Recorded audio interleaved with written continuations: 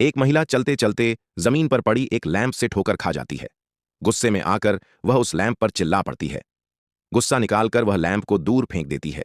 लेकिन अजीब बात यह होती है कि थोड़ी ही देर बाद वही लैंप फिर से उसके पीछे आ जाता है। अब वह समझ जाती है कि कुछ तो गड़बड़ है। वह सतर्क होकर चारों ओर देखती है। उसे लगता है कोई उसके साथ मजाक कर रहा है।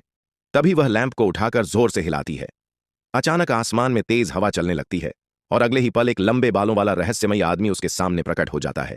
महिला डरकर पीछे हटती है, लेकिन वह आदमी नहीं रुकता।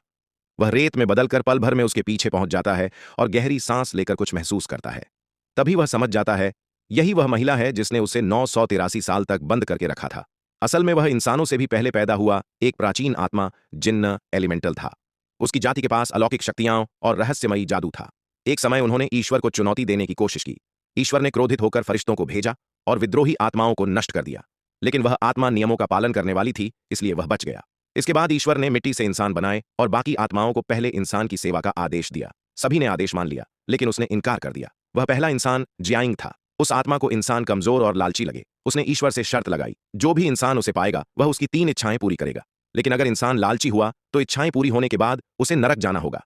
अगर इंसान सच्चा और निस्वार्थ हुआ तो वह खुद नरक जाएगा। समय बीतता गया, हर इंसान लालची साबित हुआ और नरक गया।